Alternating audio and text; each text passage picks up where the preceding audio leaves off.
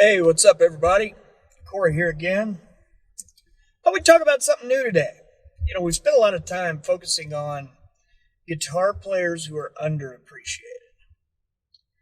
And while I don't want to get into those who are overappreciated, because there are some of those, I do think it might be fun to explain why guitarists love certain players.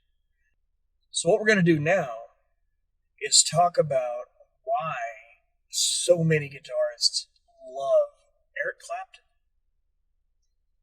Clapton's been playing music for the better part of 5 decades now. He's played every kind of music you can imagine, from blues to stoner rock to pop to some R&B type music to straight up rock and roll to freaking reggae. I mean, there's not a lot out there that Eric Clapton hasn't done. And there's a reason why so many people who love him have eras that they don't care for. For me, it's the reggae era.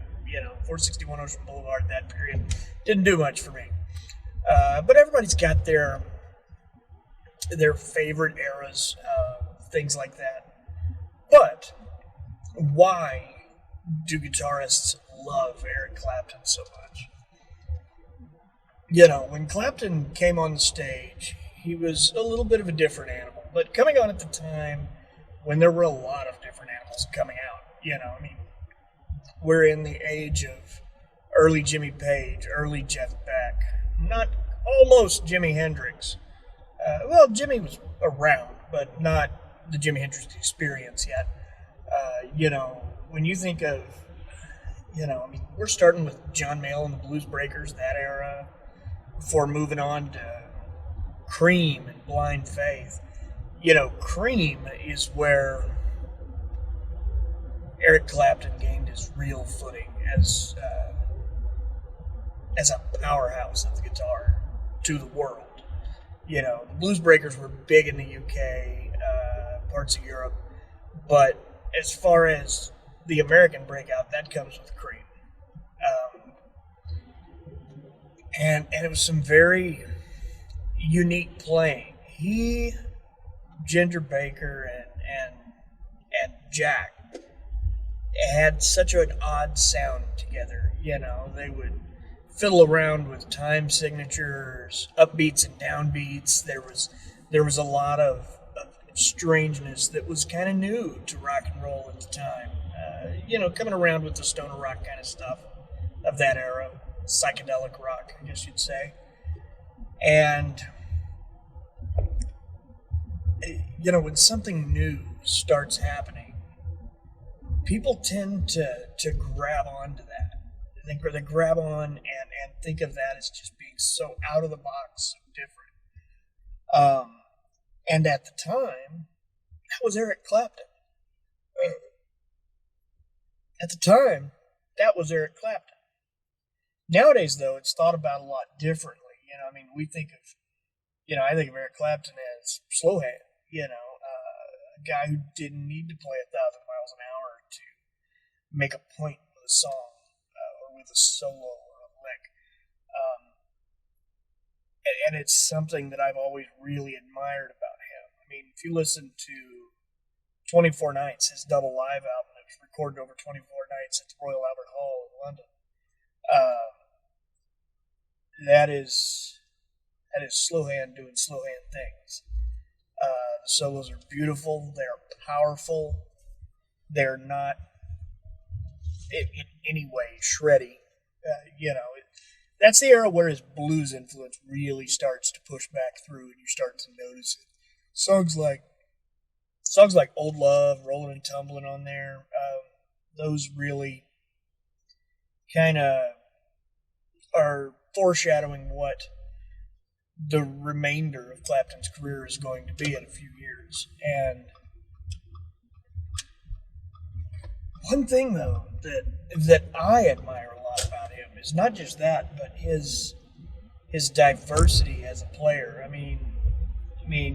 From dual humbucker Les Pauls back in the day to to the beautiful, clean Strat solos of the Pretending era Journeyman album, and then up through From the Cradle, for God's sakes. That's a great album, played on beat up acoustic guitars. They're such completely different play styles, but to see them all being used in ways that they're completely different play styles, but to see this guy who has this ability to transcend those genre boundaries and be fantastic at each of those is unique. It's not something you see. More often than not, most of the guitarists we think of as great guitarists, Slash, we think of Slash as a great guitarist. Some don't, but we'll talk about that in another episode.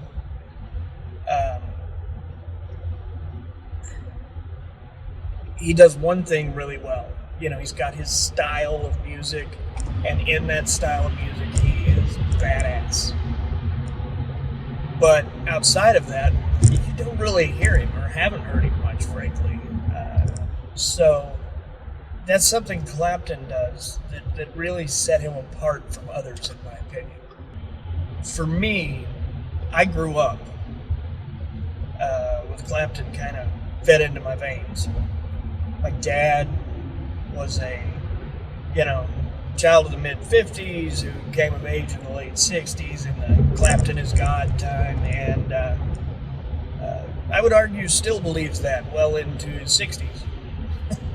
And as a result, I listened to a lot of Eric Clapton in my formative years, both as a child and as a musician.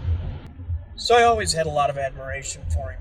Growing up, it was songs like Tulsa Time and Blues Power, Slow Hand album, One More Night, that era, Backless.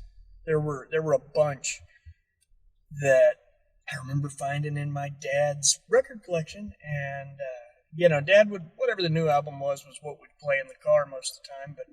But I spent a lot of time digging through Dad's vinyl, and in that vinyl you come across things like those albums and so much great stuff.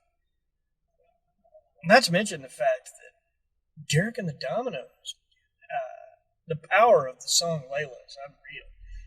I mean, my kids know Layla, and two of them don't even like music. And it's not like an album I would throw on in the car around them a lot, but it comes on the radio and they've known the song. That says something when it's 50 years ago. But so many of Eric Clapton's songs have stood that test of time. There are still kids today, when they go sit down to learn guitar, who are immediately taught, how to thumble through Sunshine of Your Love. I mean, that's Cream. Cream hadn't toured since, 72? 1? I'll check that, stick it down here. But overall, most of what he has put out has been great. He's reached a point in his career now where he's able to just do what he wants. And I think that is an awesome time. Some people don't love it. You want to go see Eric Clapton and you want to hear Cocaine and After Midnight, White Room, and, that kind of stuff.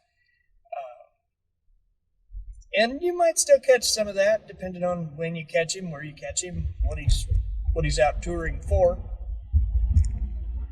I know I saw him in 94? I can't remember. The year From the Cradle came out. And it was just, Nothing But the Blues. That was the tour. And that's exactly what it was. It wasn't songs like... Now, I think there was an acoustic Layla, because this was all around the time that Eric Clapton Unplugged was a thing, and that was a massive album.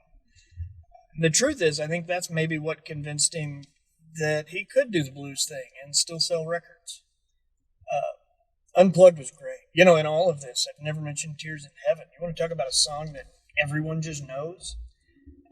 It's almost like they're just downloaded into your brain at birth. You don't know why, like Don't Stop Believing by Journey, Africa by Toto.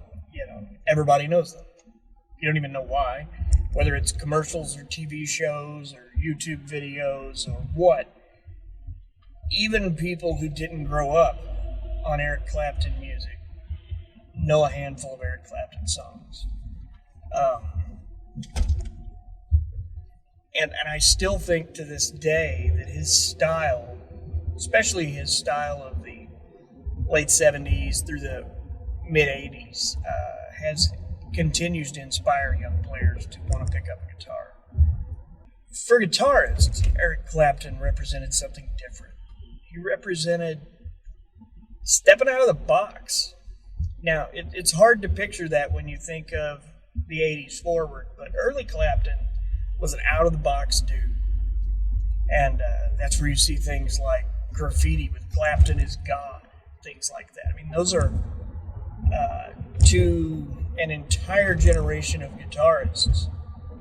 He was the man and remains the man to those people. I look forward to a chance to hopefully see Clapton live again soon. Times are weird now. We're not really getting those kind of opportunities. So I hope he's able to hang on until COVID's passed. Maybe squeeze one more chance in to catch a Clapton show in Vegas or something. But in the meantime, we'll just hang out. I appreciate everyone taking a minute today to watch this video. Forgive me, I got a cold. I'm a little stuffy. But please like, comment, share. I enjoy carrying on a conversation with you guys and having a good chat. So please keep that up. And otherwise, we'll see you back here next week. Hope you enjoyed it.